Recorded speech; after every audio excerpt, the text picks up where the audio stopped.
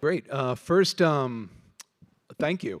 You know, Allison, I think, summarized it very, very beautifully in the sense that this is a topic and an area that there's both a lot of intellectual curiosity and an importance for us to think about these issues. There's also a lot of passion underlying it as well, as I think we saw with Granville's talk. And so, you know, I think the collective people in this audience certainly appreciate both aspects of that. And there's a lot to talk about here. So let me start. I'm going to start with a question by playing a little bit of devil's advocate for the three of you. So one perspective is that we've gone too far, that the regulatory uncertainty that we see is a problem and something that we don't want to deal with. There is probably another viewpoint held by some that regulation had overstretched, that we have too much regulation, too many requirements, and they're too costly, and they're inhibiting certain things such as innovation for companies. How do we think about that? And how would we be able to recognize where we hit points where there's too much regulation and maybe there's a need to pause and retract? Let me start, Renee, with you. Okay.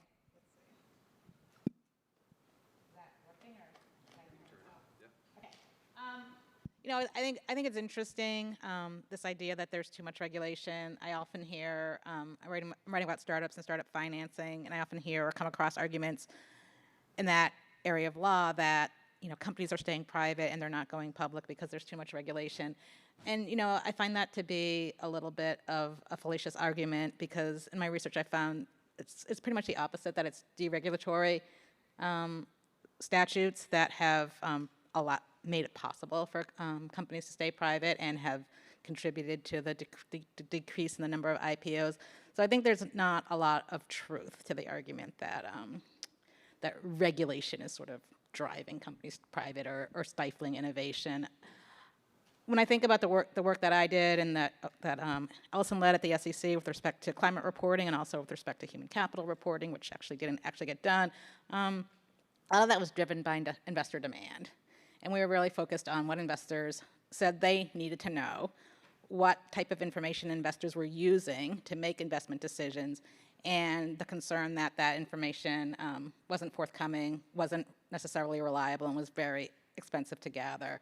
And so, you know, from my perspective, the climate rule was a way to lower costs for companies and for investors, and the cheapest cost of providers of this information was clearly the companies themselves rather than third-party data aggregators. And you see this in the private markets as well. Allison, do you want to respond, having sat in the regulator's chair as well?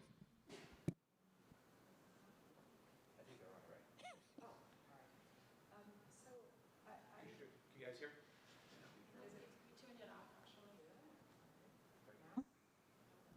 Testing. Okay. So first of all, I want to say I agree with everything Renee said about kind of the notion of whether in the current landscape we have too much regulation that's stifling innovation and the like. That isn't to say, though, that there aren't some regulations that could be tweaked and could be eased, especially for those on the smaller end of the scale. But it's always the big banks that are purporting to defend the rights of the small banks, and I'm never, I always like, I want to hear from the community banks. I don't want to hear from, you know, the large financial institutions. But even if you accept as a premise that there is too much regulation, I would submit that the way to deal with that is through notice and comment predictable rulemaking, right? Not by selective enforcement, not by everything the SEC does is required by law to do a careful economic analysis of the impacts of kind of the status quo and then what you can expect with the new rule. You can't repeal a rule without that. So if you have a rule in place under the law, there must be enough data that has accrued since that rule was passed in order to be able to analyze its impacts and decide whether you need to tweak it, whether you need to pull it back.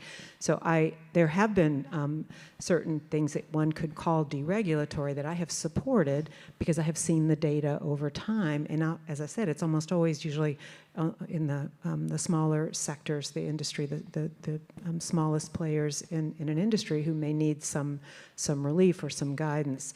But I think it's really important when you say deregulate, to ask yourself the question, in what way? Not by fiat, not by, because that's not predictable, that's not helpful. You need to do it in a much more careful and analytical, data-driven way. Absolutely. Whoa. Can you adjust that? That's very strong. Thank you. A little better.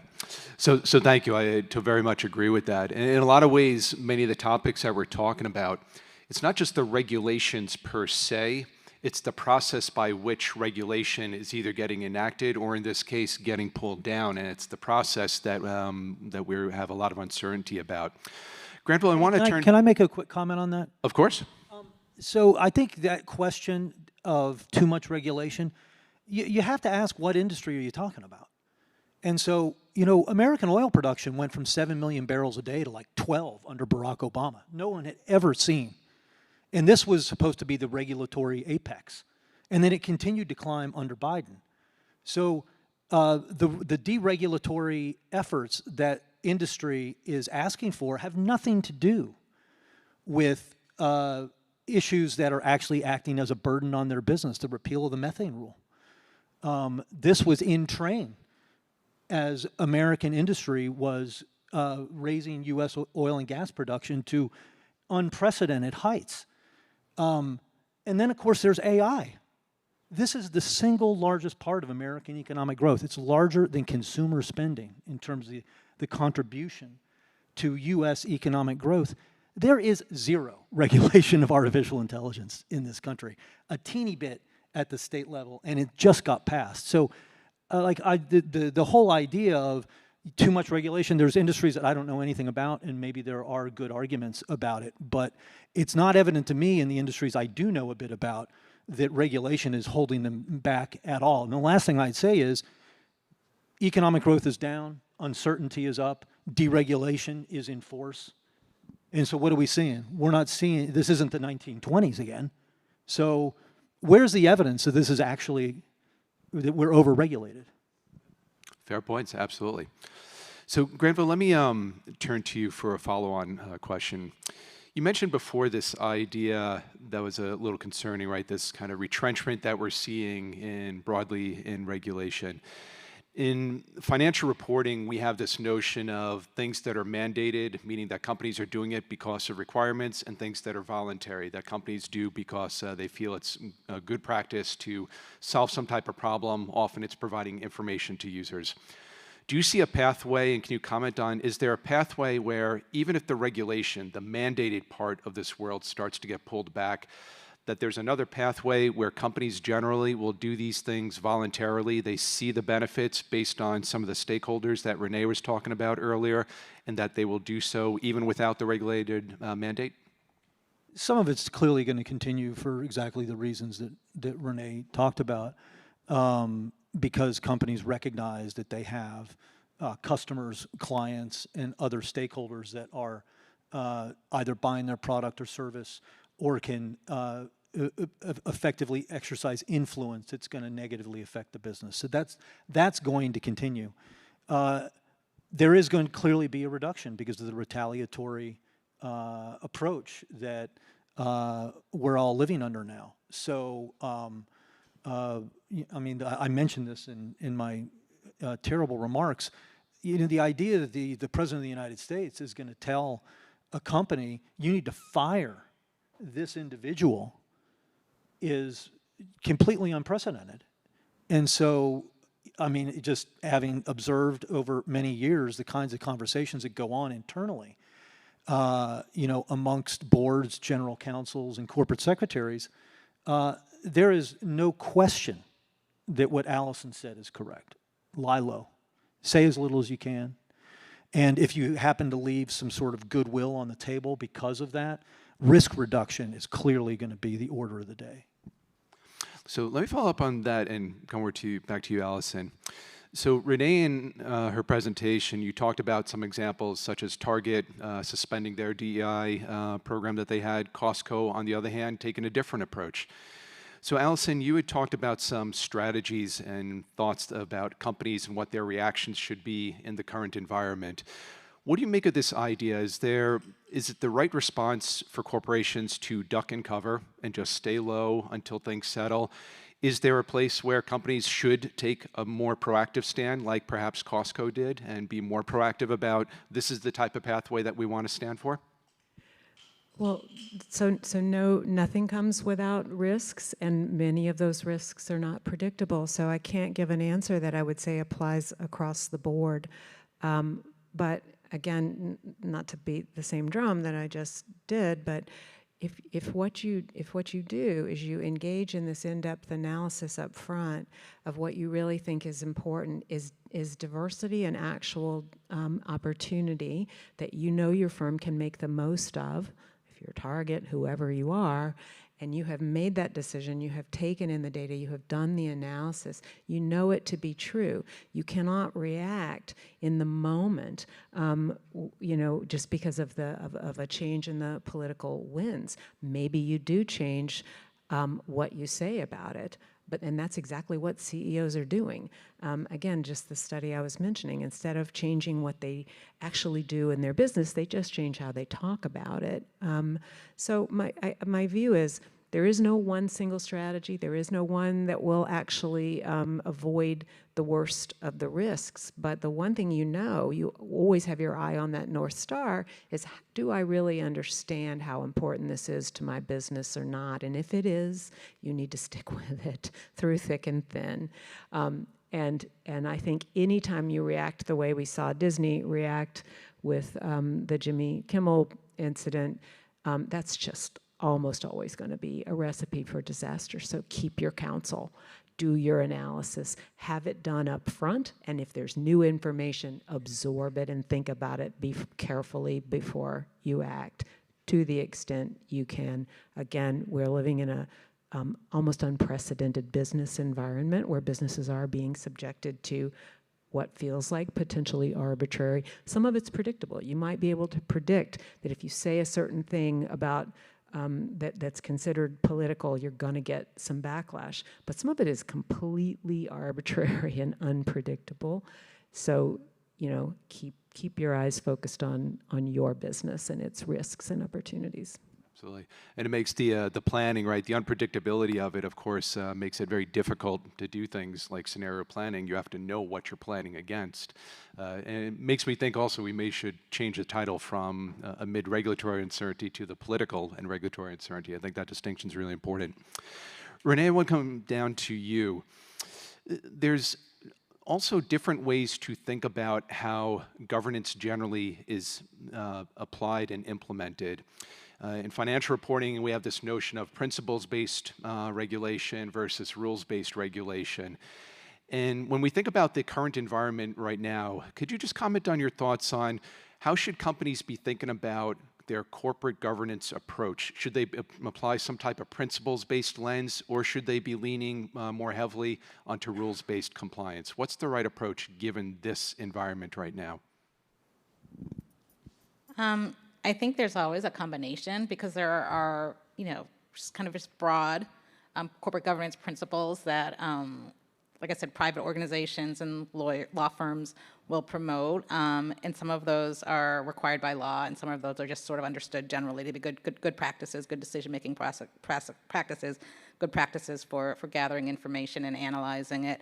And I think those are mostly just broad principle-based, and I think those are sort of like a guidance or a framework or a couple of principles about how decisions are made. And I think those are pretty static, and I don't know that those are going to really change a lot based on what's going on in the regulatory world, because they've evolved as a result of experience or in response to negative experiences. And it's just a system for making decisions and for implementing those decisions. And with respect to the rules, I mean, the rules are changing, and the rules are becoming more optional. And I think that the challenge I think that companies are going to have going forward in this sort of optionality framework is, are they going to adhere to the rules that are rules that, if just because the rules aren't being enforced by the federal government or the SEC doesn't mean they can't be enforced in other venues in states and other countries. And companies really have to make decisions about, do we just adhere to these rules in the short and medium term to avoid the risk of other regulators, other enforcers coming after us, or dealing with a change in administration and a change in enforcement. I'm thinking about the FCPA. That's the anti-foreign bribery law, which Trump doesn't want to be enforced anymore. And sure, go out and bribe, and it's a competitive environment, and you need to bribe to get these contracts, and maybe that's a course that people can take. But there are anti-bribery laws. Lots of other countries have adopted our anti-bribery laws. So just because the U.S. isn't going to enforce it doesn't mean you're home free. So it's a strategic decision. But I do think, a short-term reaction to saying, oh, well, we don't have to face enforcement from this Justice Department doesn't seem to me to be really a free ride. And there's a short statute of, a long. That's what I was thinking. That limitations there's on a those, statute of limitations. Yeah, that's right. Yeah. Okay, that's great. I'm going to turn now to do a couple of questions from the audience. So the first one, I'm going to direct this one over to Granville, actually. So what corporate governance policy changes could make firms more resistant to improper political influence? What policies could shareholders pass? And of course, you mentioned before during your talk about this idea of interference, direct interference by the government.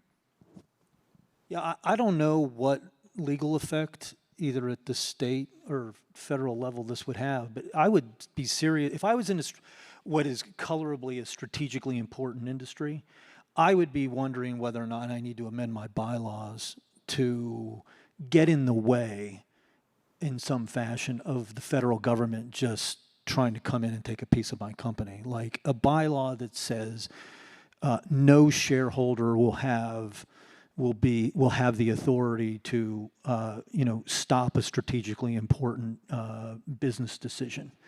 Because in the Intel case, they do have a golden share, and this the French government has golden shares. I think the administration extorted a golden share out of the U.S. Steel Nippon transaction, and I would be looking at my own internal bylaws and corporate governance guidelines to see if there's a way that I can make it more resistant to precipitous federal intervention and ownership.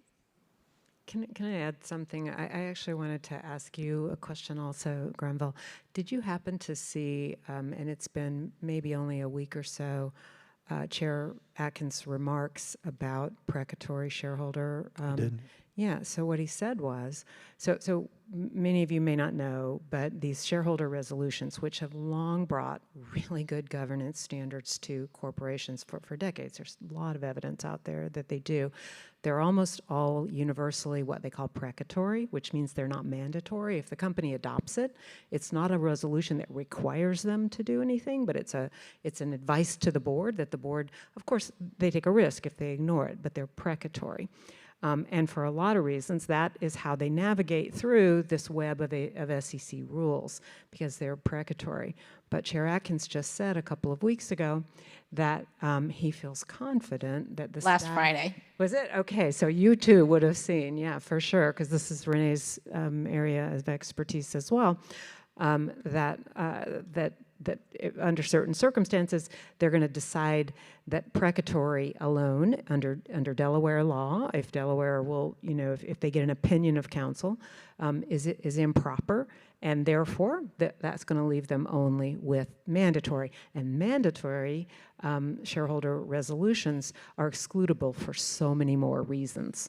So it's just another potential way of getting at. So it's to sort of come in and say, you must amend the bylaws. That's never, it's the changes are happening fast. You have to have, like I said, you need to be tracking them carefully, because I think that was very little noticed. I hardly heard from anybody on that. And a friend inside the SEC literally sent me a screenshot from the remarks, and I Googled and realized it was from the chair. So anyway, just wanted to throw that in. That's great. Thank you. So another question. This I'm going to go through all three of you. I think this is actually a very interesting, very relevant question. So what advice do you have for individuals in the middle of an organization to influence senior leaders who don't seem to take corporate governance seriously? That's a very provocative question. I'll start with you, Renee, and then we'll come right down the line.